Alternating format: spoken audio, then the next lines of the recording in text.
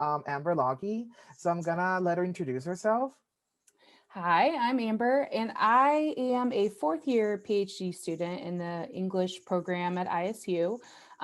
Technically, I'm English education, but I have been a teacher for 14 years. I was a middle school teacher for 8 years in special education, primarily in English classrooms. I was a high school teacher for 4 years and have been a full-time grad assistant at ISU for the last 2 years. So, All right, thank you so much for your introduction, Amber. So today, what are we talking about today? So what are you presenting to us in this first Zoom podcast? so over the last year and a half that I've taught English 101, I have done a podcast unit that I'm going to share.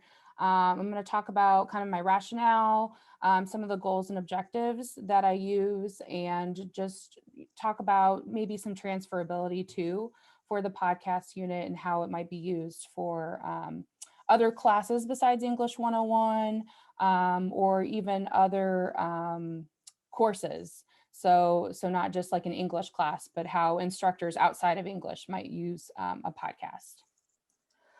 Oh, that's very interesting. So before we dive into that, I wanted to ask you, so thinking about not only your unit, but you as an English instructor using podcasts as a medium, why do you think podcasts are so important to teach to students, but also for your own teaching as well? I'm a big believer in using multimodal composition in classes. I think it's really important that students, especially in like our digital age, right, they get as much experience kind of dabbling in different types of writing. And I think podcasts, they're really popular right now. And I also think it's a way for students to kind of navigate different ways to express themselves. There's a lot of stuff, as I'm going to kind of unpack today, that goes into making a podcast. It can be as simple as just, kind of talking and talking about ideas or doing interviews or things like that. But I think there's a lot of skill and a lot of, kind of writing composition skills and mastery that kind of goes into it that go with what we do in our writing program. And I think a lot of those skills are really transferable, like I said earlier, to other types of writing. So I think that's really important to me, to show students different modes of writing, different methods of writing, how that might transfer. And also the unit that I do it with is social activism, social change. And so I think this unit actually works really, really well for students to literally, use their voice to talk about social change. So that's one of the reasons why I just feel really strongly about using this particular method of composition for my students. Oh, that's really interesting for many reasons. Like, I guess myself with the pandemic too, I've gotten more into podcasts, and it's really interesting because, like, unless I were driving like long miles, I wouldn't think of podcasts as like a medium I would enjoy. But just listening to someone have very interesting conversations while you're walking or as background, I don't want to call it background noise, but as a sort of background noise when you're doing your work and stuff, it's really refreshing and interesting to think about. Um, I want to focus a little bit more on what you talked about, social change. Can you talk a little bit about that topic specifically and how you combine it with the podcast unit? Yeah, so just a little bit of background. In my first unit, we cover chat, we cover genre research, and we cover writer identity. So those are kind of the three learning objectives and goals that we focus on. To then go into the next unit, we start talking about this idea of social change. And it can be social justice, it can be social activism, but basically I start from a point of saying, okay, think about something in your life. It could be local, it can be statewide, it can be national, it can be something going on at your school, something in your town. But just think about something that you want to change. So we kind of start there, and then we start to unpack that a little bit about, things that we feel really strongly about, taking an action. And then this, again, this idea of using a podcast as kind of a medium and outlet for, this is how I'm going to kind of enter the conversation, right? So I also kind of preface it with, there's other people who are probably already doing some of this work, right? So part of it then becomes, you're researching the genre of podcast, but you're also researching the content that's already out there. And then you're kind of deciding, okay, how am I going to enter this conversation and use my voice to continue to promote the change, right? So again, I think the podcast works really well with it, because ultimately we are publishing these, definitely in the class, but then they also have an opportunity to publish them further on social media, um, on their webpage, on like any digital platform, right? And so, like you said, it's, I think podcasts are really like kind of digestible. Like they can be really short vignettes of stories, or ways to get pieces of information. And so those are kind of the things we talk about, is how are you going to enter that conversation? Like what's the way you want to do it? And thinking about how to use your voice to promote social change. So so that's basically the premise of the second unit. Oh my God. So thank you for that. And no, it's really interesting, especially how you mentioned the whole research process, thinking about podcasts as a genre, but also thinking about chat as the Mhm. main source of analysis, because students would, well, first with a genre research, students will have to search for different types of podcasts. And there are many out there. There are podcasts for career readiness, for example, um, podcasts where people talk about random topics, but they're very Mhm. entertaining as well to hear them. And it's a good way for them to explore these genres because, one, they'll be able to find what kind of podcast they enjoy. And by doing that, they'll be able to emulate and imagine how their own podcast would sound like as well, and what they want to focus on, especially thinking about social change. And I love it because at the same time, they're thinking about production, Mhm. distribution, socialization, and not only them as the potential people who are producing a podcast, but also them as an audience as they hear different podcasts. So I think that's a very effective way to, if students weren't into podcasts before, well, definitely they'll have a good taste of what a podcast is as a genre.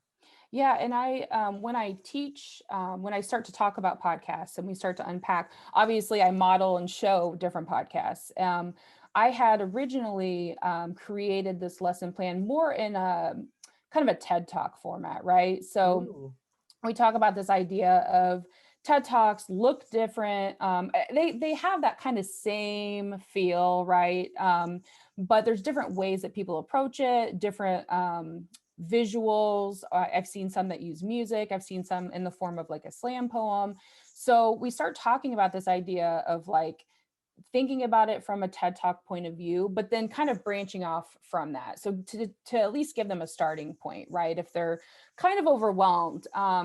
I was actually kind of surprised the first time I taught this. I thought most of my students would be like, oh yeah, podcasts, here's the 12 different ones I listen to. And I had several students who were like, I've never listened to a podcast. What is a podcast? So depending on the class you have, you might have to unpack that a little bit more. But I think showing the different models, and then like you said, I do a genre research project that is one of the activities that I'll kind of get into here in a second. But giving them opportunities to do that research and to talk about what the genre is, and then also using chat to kind of unpack, like, how are we going to put out this podcast in the world, and how might our audience respond to it, and how do we have to think about all of these things in the platforms. And so I think the genre research and the chat kind of work well together with this unit. So I'll go into a little bit of the goals and objectives too that I specifically use. So like I said, we already talk about chat, genre research, and writer identity in my first unit. So we're still applying those. And that's what's great about this podcast unit is it's not like, oh, we taught these, we're moving on. It's, hey, we taught these and we're going to continue to use these and talk about them and unpack them and actually apply them. But I do mainly focus on learning objectives for multimedia, multimodalities. So we talk a lot about the form, structures, tools, and modes of writing. We talk about cultural and ethical impacts of writing. And then we also unpack translingual approaches to thinking about writing, which is really important, I feel, for a podcast that could have a global audience, right? So we're thinking about all those things and how they work together. Yeah, and I think it's also important to have those conversations in the class too, especially with the different learning outcomes and how beautifully they combine together towards this unit. And I really like what you said about introducing other different mediums like TED Talks, for example. And not all TED Talks are the same, so it's interesting to view them and see how these other speakers use different strategies to convey what they're saying. I'm also thinking in terms of multimodality and research identity, other audio mediums, for example. I'm thinking about audiobooks, for example, as an option too, because much like podcasts, I watch it much of an audiobook person as well. But again, after the pandemic and in terms of time constraint too, I found audiobooks to be very productive and useful too, especially to help you like remember if the app is speaking for you or reading for you, and then you making highlights and notes as you continue to read the book or add more towards your literary research. So I think that's a really neat way to not only introduce the topic to students but also expand it too and start thinking about multimedia multimodality in different Mhm. ways, and also writer identity too and researcher identity because they get to find out if they enjoy these different mediums and the reasons why. Yeah, and so I'll get into some of the things that I actually do, some of the activities. I won't spend too much time on them, but like I do activities, like you said, I'll share the different podcasts just kind of in the teaching, and I do that throughout my entire semester. So students have already been exposed to them, whether they realize them or not. Like I'll share podcasts and share digital tools and multimedia to students. But one of the activities I kind of talked about already is we talk about genre conventions of podcasts. Just in general, we think about also podcasts that might subvert the genre expectations, Hmm. just to talk about a little bit like unique podcasts that we've seen. And I tell students, I listen to all sorts of different podcasts, like different like interview platforms. I listen to some fictionalized, serialized podcasts. So I can kind of give them a little bit of background, but I want them to take some time. So I get them into small groups. Well, when we were face to face, I got them into small groups. And they had to unpack those. And then I also had another set of groups doing chat analysis. So kind of unpacking those things and brainstorming. And then to get into some of the ways, I don't know if we want to get into some of the ways that I address like translingualism and ethics to kind of unpack some of that stuff. I start talking about translingualism early on. We define it, we unpack it.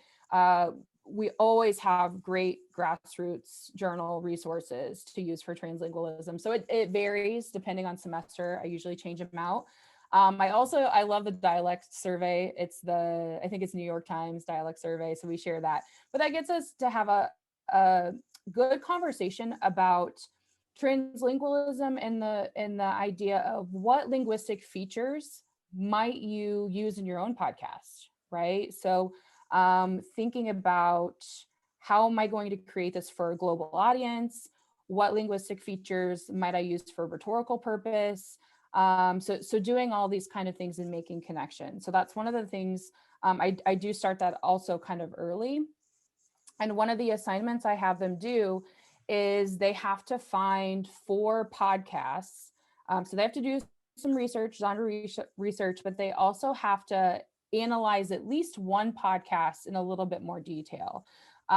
So they'll pick their topic. Like I said, we talk about these different, we take a few days to unpack where I want to see change, what I might do, how I can enter that conversation. And then I call this the podcast curator assignment, where they find 4 different types of podcasts or episodes, because we talk about how, there are a lot of podcasts that are kind of general information, and then they may just have one episode on that topic, and that's totally fine too. So And then they have to kind of talk about how these podcasts go with what their topic is. And I tell them, I encourage them to maybe even find one that is the opposing view, if it happens to be one with an opposing view. I mean, not all do, but just to kind of see like what are other thoughts and opinions on this topic. And then specifically, they have to identify and analyze linguistic features that they notice, like dialect, slang, jargon, rhetorical moves that might be used in the podcast, puns, idioms, colloquialisms, all those that type of stuff. See if there's code meshing, code shifting, code switching, and all that kind of stuff. So, and then we also talk about maybe unintended linguistic features or unintentional, and it's hard to know because it's not them, doing the podcast, but they can kind of make that decision on whether it was a rhetorical purpose or not. So that's one of the first assignments that the students have to do. I call it like the first checklist in their podcast assignment. And then I actually have them share with each other using Padlet. So I can share. Yes, please This. do. All right. I'm going to attempt to share the screen. And, oh, nope.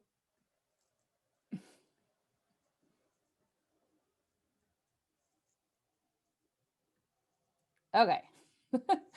So Padlet, if people aren't familiar with, this is just the general Padlet website, but basically you can use it for a lot of different purposes. And I use it with my junior high students, I use it with my high school students. But I prefer the wall.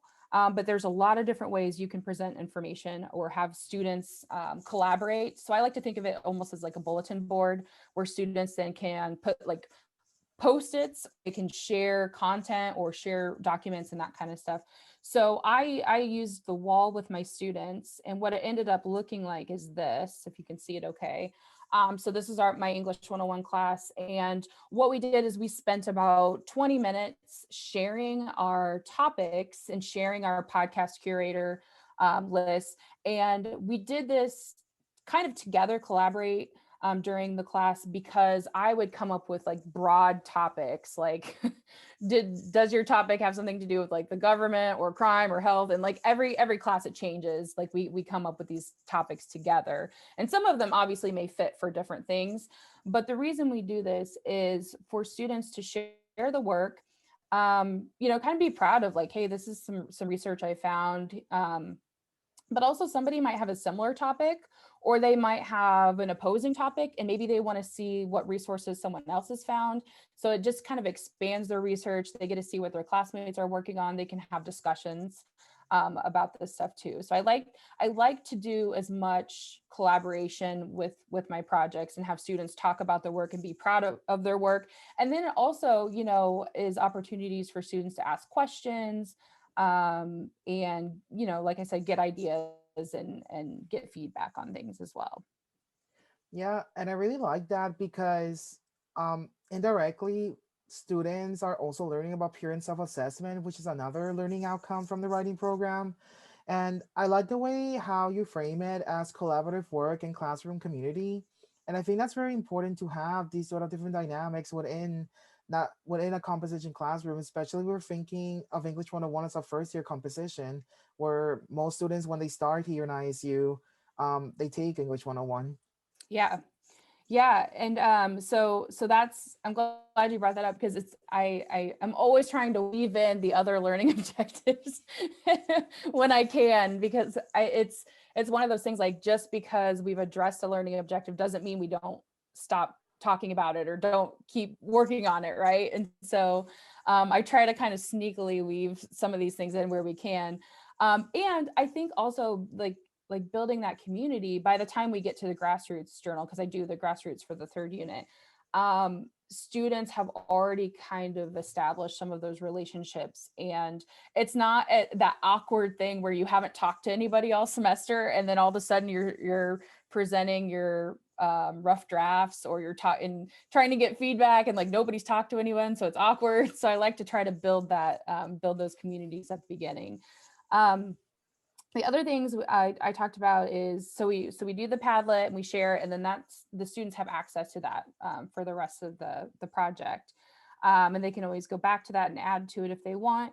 And then I also take time to kind of unpack multimodality. So we do several activities. I won't get into all those, but I do again try to have students think about the podcasts they enjoy listening to and even enjoy viewing, because we know podcasts can also be video, right? So they can think about, oh, I really like the music aspect, or the sound editing, or whatever it is that was like really enjoyable about that.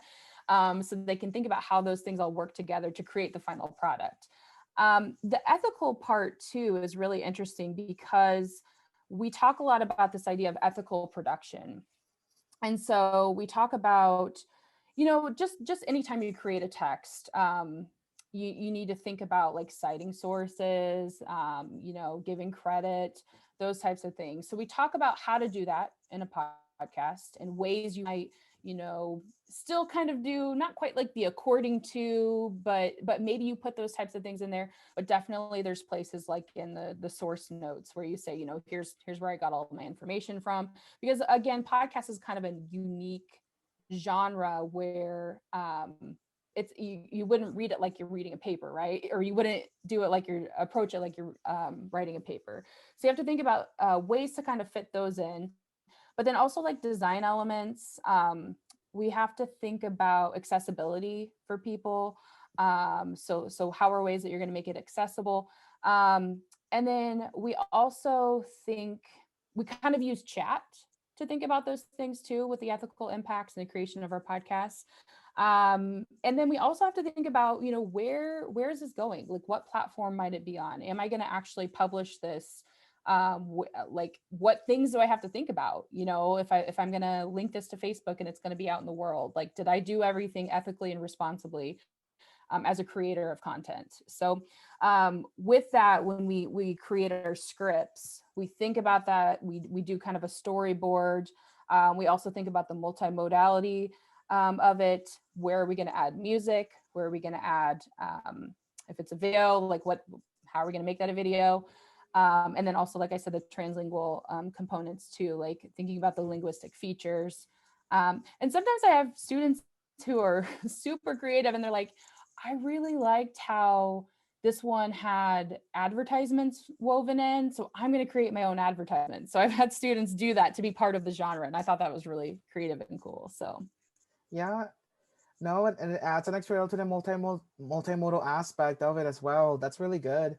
And I really like how you brought up the question of how to cite sources in a podcast, because at least for me, that will be something confusing as well to explain in the classroom. Because do I guess tell students like, well, according to Scum McCloud on page 100 something, blah blah blah, yeah. and that will sound really awkward like in a podcast. And I'll be like, yeah, I don't think that's the way to go when you're citing sources, because the whole point of a podcast is that it's very conversational and it is a way of storytelling. So if students are thinking of citing sources constantly, then it kind of ruins that moment for them. So I really like the way how you mentioned these other alternatives to make sure that you're within copyright laws, you're citing your sources, and you're doing all these ethical approaches when developing a podcast. Yeah, and I do have a couple. I mean, it like sometimes it is appropriate, like if they're trying to build like ethos and credibility and all these things, like I tell them, you might say like, according to, and then some like really important influential website, and then, or I don't know, some resource, and that might be good for your podcast to have that credibility, if that's what you're trying to do. So we think about kind of the rhetorical impact that are approaches that we're taking. But again, like you said, if it's more of a conversational and like an interview type thing, but you're still using sources, you have to think about, how am I not going to break up like the flow of the podcast, and how am I going to not make it so choppy and awkward by then being like, yeah, according to.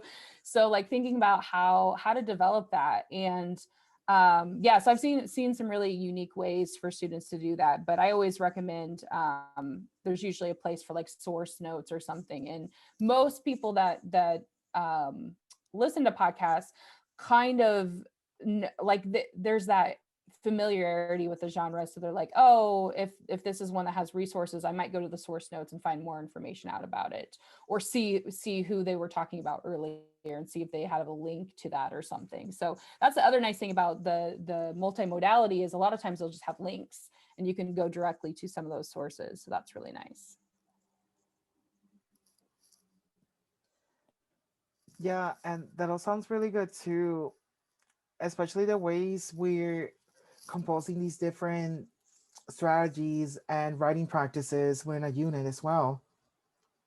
And then the other thing I want to talk about is the actual creation of the podcast, because that's where it's fun to do the creation, but it can be a little bit messy and a little bit, that's where sometimes I get students that are a little hesitant and nervous, maybe because they are unfamiliar with using any kind of software like this, or doing this type of writing. So I try to do a really good job of like breaking everything down. Like I said, like we do the genre research, we talk about what the podcasts are composed of, we start to do our content research, how we're going to enter the conversation, and then I have the students write the script. And the script, I think, really helps them get into the mindset of kind of unpacking that. So a lot of people think like there's not a lot of writing with podcasts, and I I would argue that there's maybe more more work and more writing sometimes, because you have to already have that content out there, right? You have to put it in like manageable chunks that you're going to relay that information. But then you also have to put in information of like any cues that you might need to have, like if you're going to add music, where you might pause, have a transition. I encourage students to put like approximate timestamps. Obviously, you don't know exactly how long it's going to take, but I tell my students to do like a 5 to 7 minute podcast, which seems like a long time, but again, I've had some that went all the way up to 30 minutes. So those are a little bit longer, but then they did have some advertisements and different creative elements to them. And then like making sure they have their citations already in their script so that they don't forget to include that. So then by the time they get to the point where they're ready to record, I think some of the positives of the recording is that even if they're nervous, or they don't really like the idea of public speaking, at least with podcasts, you can decide like how you record it. So if you want to do the recording on, let's say, your iPhone, or on a computer, or any type of recording device, you can keep doing like small pieces until you get the full product. And I'll talk about how we can kind of put that together by the end. So I originally had my students use Audacity. It was recommended by someone in the writing program that they had used that, and it was great. Unfortunately, a year ago, when the pandemic hit, I was in the middle of my podcast unit. Oh So wow. we were getting ready to go on spring break, and I said, when we get back from spring break, have your scripts ready, and we're going to take a week to do some workshopping. So I was going to have students in the computer lab. We were going to look at tools like Audacity and different other software tools that they might use for the podcast, because I'm pretty flexible. Like I give them some resources, like here's some tools you might use, but if you have a better software or app or something that you like, use that. I'm super flexible in that way. So we were unable to have our workshop. And so I was kind of in a little bit panic mode, like how do I get students? I've done all this work. How do I get them to at least get some kind of product, done. And so one of my students had mentioned a tool called Anchor. And so I'm going to see if I can share my screen again.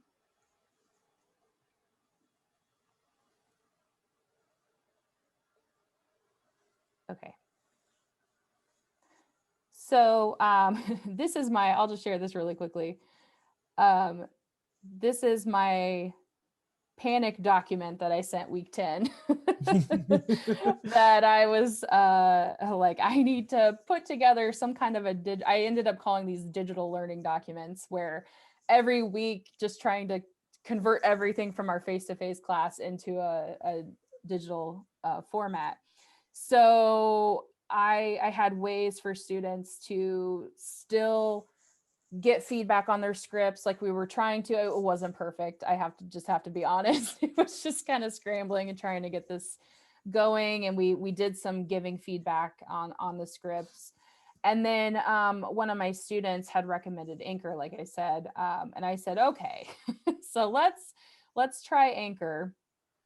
And what I ended up doing was I'm not going to play it for you, but I created Anchor tutorial basically. And so it's just a 5-minute video. I didn't want to overwhelm my students with here's all the things I'm sending you, and then here's another video you have to watch, and then here's this. So I made it really short, which is hard for me. I'm not very concise, as you can probably tell. I wanted to keep everything concise for students, and I wanted to keep everything manageable, because at that point they were being given digital tools and videos and tutorials from all their professors, instructors. So I kept this to a quick 5-minute video. And basically Anchor this app was able to help my students accomplish getting some type of product done by the end of this. So we were all proud of ourselves that we just got the things finished. So that's Anchor. And I'm going to show my dashboard. But Anchor, just to give it a little bit of background, it's through Spotify, and it's pretty easy to record. You want to create. Sorry, I got to move so if I wanted to create a new episode, I can record audio from my browser. I can upload previously recorded audio, which is really nice for students who had already kind of pre-recorded some stuff. So you can upload that. You can add music, and you can add transitions. So the way it works is you literally just drag and drop your files, and then you can see them on the side. So you have kind of a visual storyboard, if you will, of your podcast on the side. So I'm going to go back to my dashboard. I did a sample one, and it's not great, but I was just trying to show my students, like, here's your audio, here's your transition, here's your, so I wanted to give my students something to show them that they could create something pretty quickly and pretty easily. And then when you publish it, some things to note, they give you the RSS feed, and you can copy that URL and share it. So that's how I had my students do it, is they recorded it and then they shared that link with me. But you can also distribute the podcast outside to like Apple and Spotify. So that was an option. I told my students, like, if you want that out there, if you want to have those platforms, you can share that out to have like more of a public sharing. And then I think that's it for my resources. But before I get out of Anchor, I don't know if you had any questions about Anchor. So, well, I had a comment and then a question. So my first comment, you mentioned earlier that one of the things students did enjoy about this project is that they get to choose the way they record their podcast. Mm-hmm. And I think that's really important because, I mean, especially the aspect we talked about how students aren't that comfortable with their public speaking. I was definitely one in my undergrad way back then that wasn't comfortable with public speaking at all. But it's good because I think part of it is that students are growing more accepting of the different mediums, especially since you know, we were basically um forced into this pandemic and we had to adapt quickly in an online medium. And I was just thinking of Flipgrid, for example, that Hmm. originally thought that, well, I don't enjoy video recording, so I don't think students will enjoy either. But then I got into like this influencer fantasy that who knows, maybe students will enjoy talking about the class books in Flipgrid, because I basically sold it as like there were this book influencer, and with that idea in mind, everyone is having fun with the Flipgrid. So I imagine with the podcasting unit, it's kind of the same energy as well. Yeah. And I was going to say that now that you mentioned Flipgrid, I forgot that I always do like weekly memos, is what I call them, for my students to talk about the content we learned from the previous week, but also they can tell me like any apprehension they might have towards the projects we're doing or concerns, or it's kind of like a way for them to give me uptake, but Mhm. also kind of give me feedback. And so one of the memos that I did was Flipgrid. So I actually allowed them. I was like, hey, let's get used to this idea of using this type of platform. And then of course that was when the when the pandemic hit. And so I'm pretty sure that one ended up being like an optional. But I did have a couple students who did the Flipgrid. And again, I think that modeling that and getting them comfortable with, like you said, using your voice when maybe I feel the same way. Like I'm like, I don't know how comfortable I would be sometimes doing some of this stuff, but kind of making a community thing and also making it optional so that they don't have to use Anchor. Like if they don't feel comfortable putting it on like a platform that could be published outside, um, then giving them different options. So I've had some students who just recorded the whole thing on their iPhone and then used some software on an app and just shared that. And so I try to be aware of that balance between sharing in a classroom community, sharing in a public platform, but then also when students maybe don't want to share. So we kind of have those conversations. And I don't think I've ever had any students that didn't want to share, at least with the whole class. So that's good. But if that happens, I mean, you can kind of navigate that too and figure out what is the best for your classroom, right? No, definitely, I would agree with that. Um, so thinking again about your podcast unit, and mentioning that you had trouble with uh, was it Audacity? Was it or? Yeah, Audacity is really great. I just felt, and I think I had some students that still used it. I just felt like I needed to give another Mm-hmm. alternative for like Anchor, as a quick. So again, super grateful for that student. And I think I had heard of it before, but was like, oh, I don't have time. It's one of those things, you get all these software and you're like, I don't have time to learn this app. So maybe next semester. And then it was kind of like when we were thrown into the pandemic, it was like, no, I need to learn this really quickly and I need to to figure it out, as an alternative.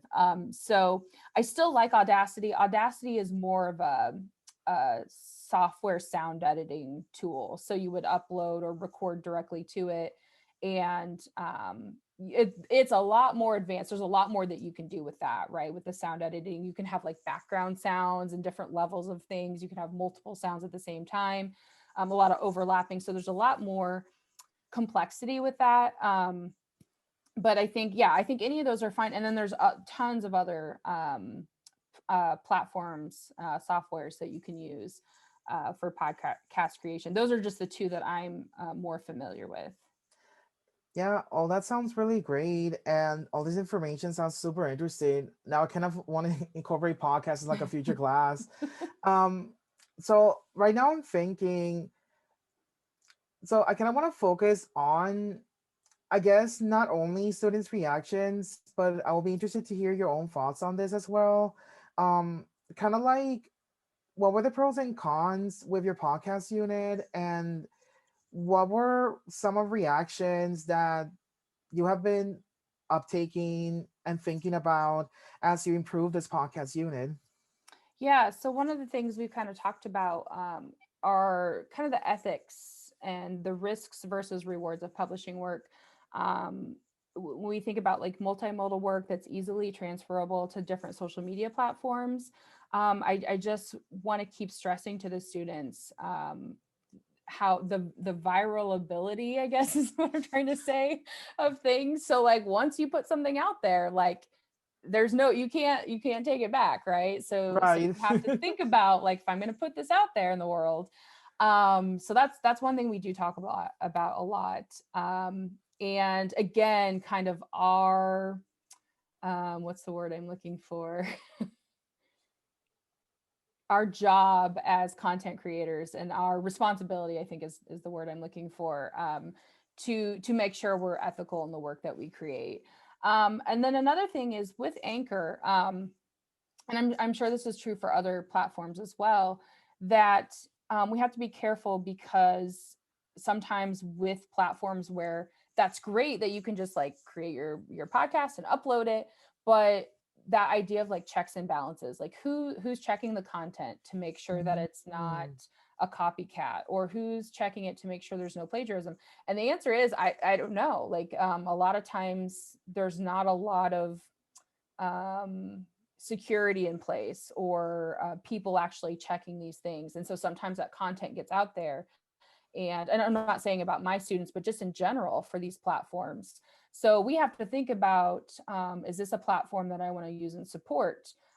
If they don't have these checks and balances. I mean, YouTube is similar too, right? Where anyone can create content and put it on there. Eventually it might get flagged and it might come down, right?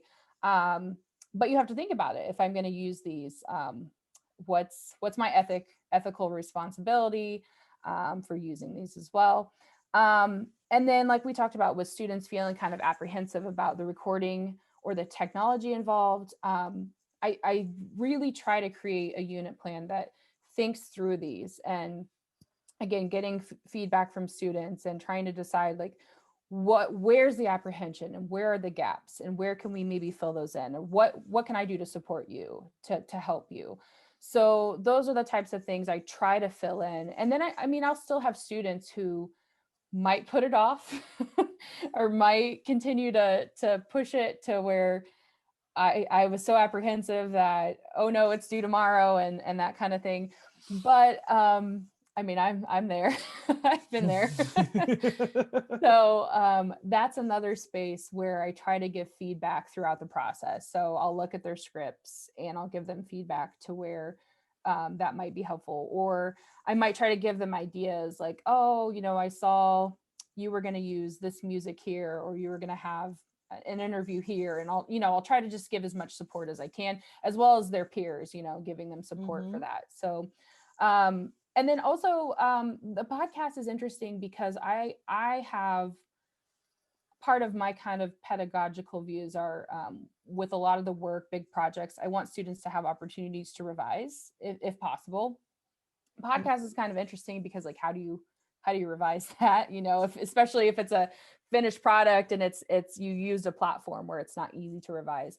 So I do think about those things too, and give opportunities for revision if students want to. But I also have students do a proof of learning uptake document with this. And so some of the questions I ask them are like, what is your main purpose of your podcast? What change are you expecting to see? Talking about them entering the conversation. How do you think you did that? How does it fit in with others from your curated list? Maybe you decided to subvert those expectations. Kind of talk about that, especially if I'm listening to the podcast and it's totally different and I'm like, wait a minute.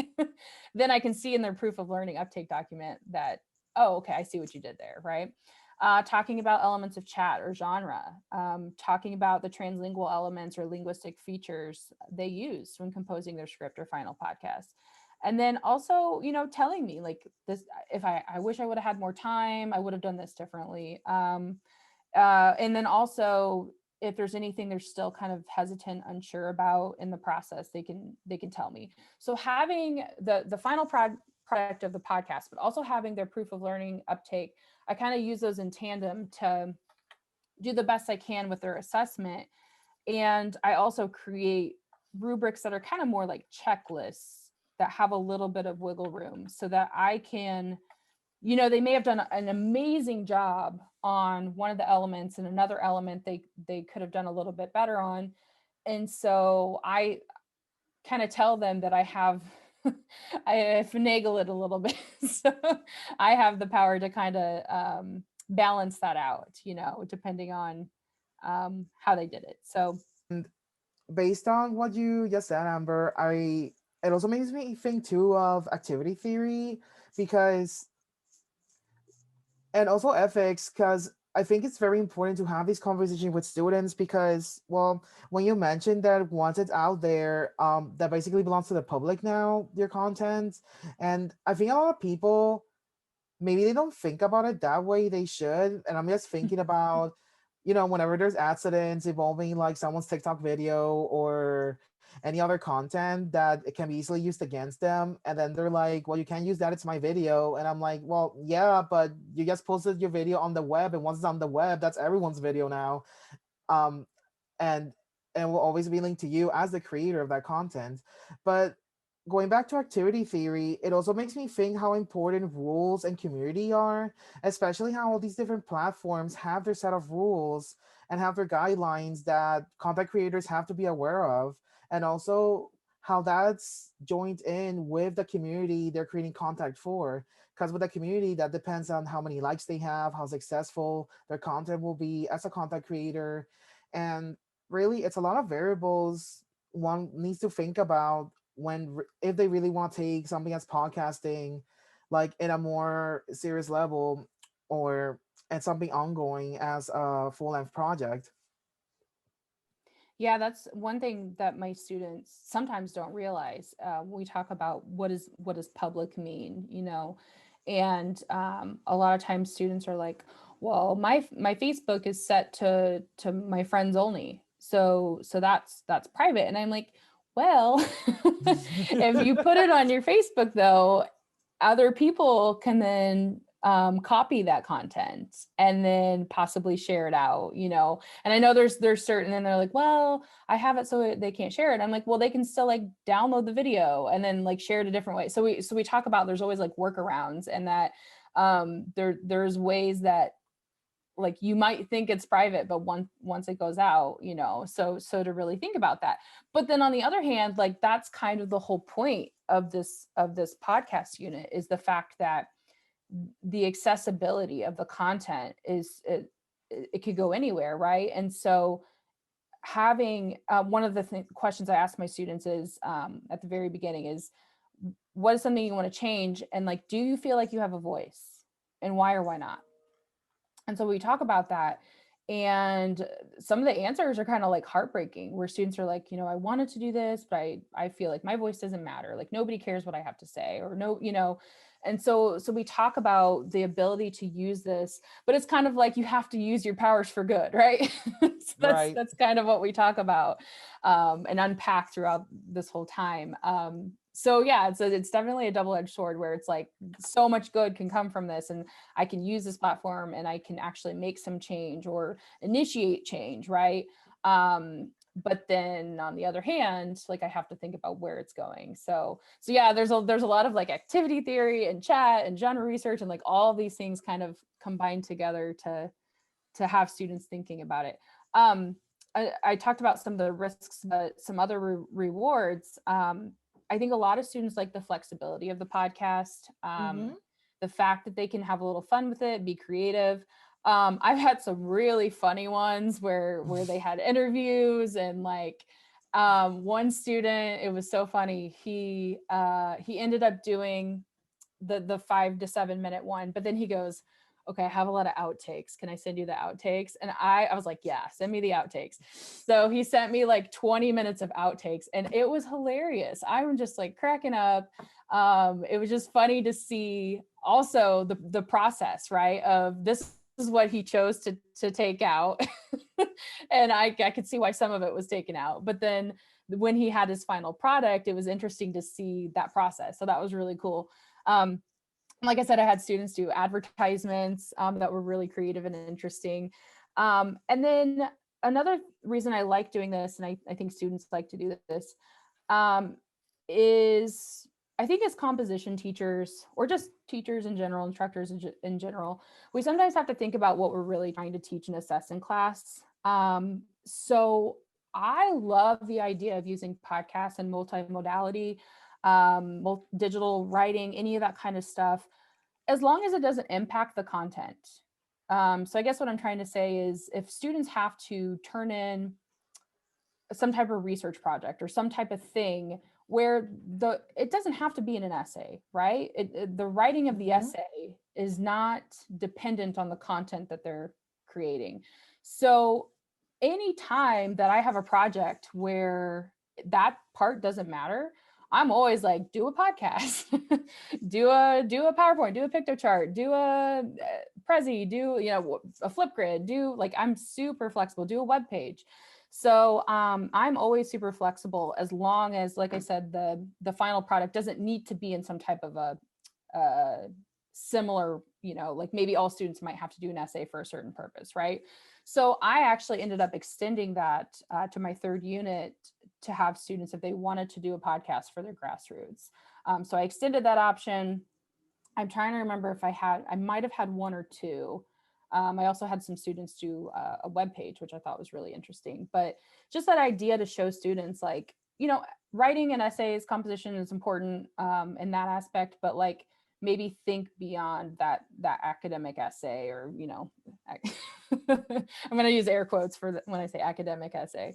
But like there's different ways, right, for students to share knowledge and share information. So and I've even extended that to some of my projects in my English 244 class, which is essentially like a grammar class. And I'm having them do projects, and I said, hey, if you know how to do a podcast and want to do a podcast, and I've had a couple students take me up on that. So I think that kind of shows the transferability of it. I've had students email me after this unit and say, hey, I had to do a project for business class, and I decided to do a podcast because I know how to do it and I felt comfortable.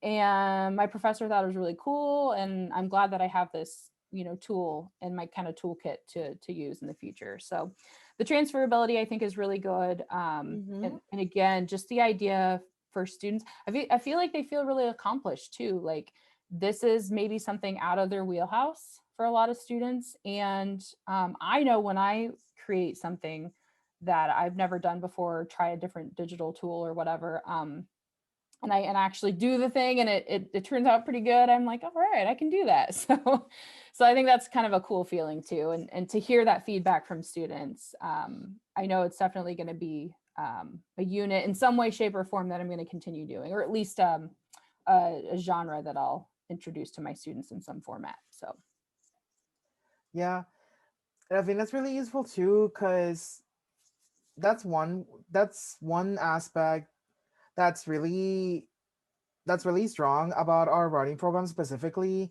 is that unlike other first year composition courses where the main focus is the different genres of essays, and not that we're saying that that's not valuable, because writing essays will always be valuable yeah, in definitely. different reasons, but it's also useful for students to be aware of there are other mediums to do the same work as writing an essay, and there are other ways to show their voice, their thoughts, information that's not just limited to writing an essay. And i think and i think as English instructors, that's one way we can contribute to our community as well, not only by showing them and giving them the tools, but also giving them the confidence and make them feel comfortable in using them in other venues in their life.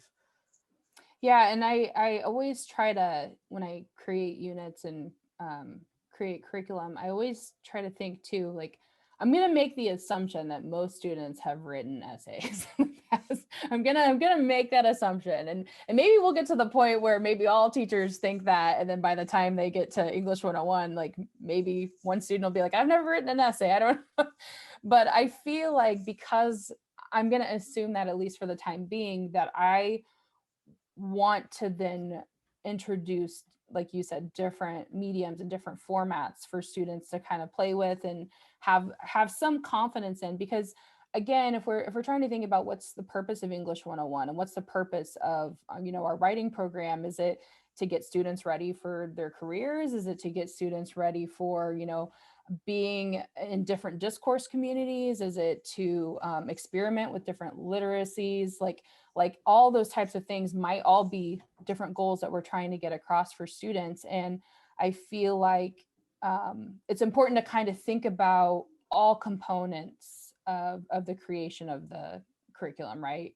So Mhm. from the beginning of like the rationale all the way through like the final product that you're actually having students, like how can it all work together? So again, I really like the podcast unit. I don't know, I wish I had more time, like in my current class I'm teaching.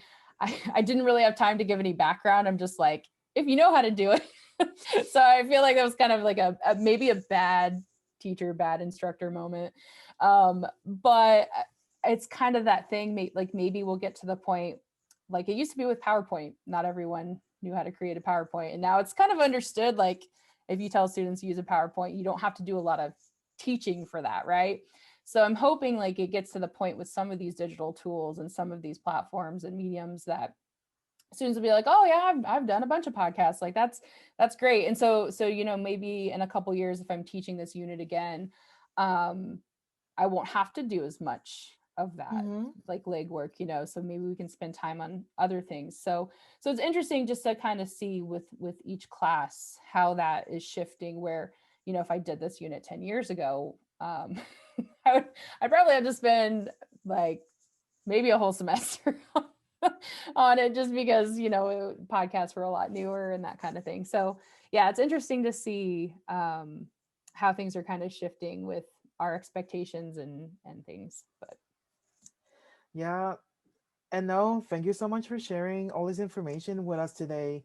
Um, do you have any closing remarks that you want to share with our audience after having this wonderful conversation about your podcasting unit and the ethical importance of it? I think the biggest advice, or the biggest kind of closing thing I could say, is just don't be afraid to take risks. It's not, when I'm talking about this stuff, it's not like every single time I taught it or every single time it was like a 1,000% success.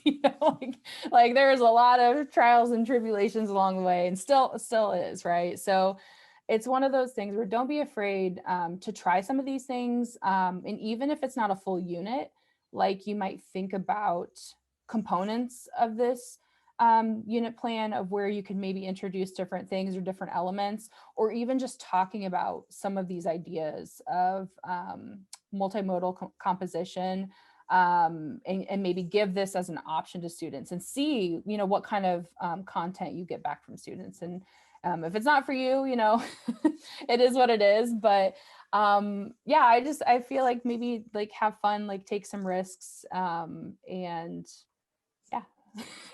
That's all I got. All right. Very, very good advice. Thank you so much for sharing that. And thank you so much for talking to me today about podcasting. Well, everyone, that's all the information we have for today. Please stay tuned for other instructor guests on the following days that they'll be sharing other awesome information about technology usage and what they're doing in their own composition courses. Until next time, bye bye.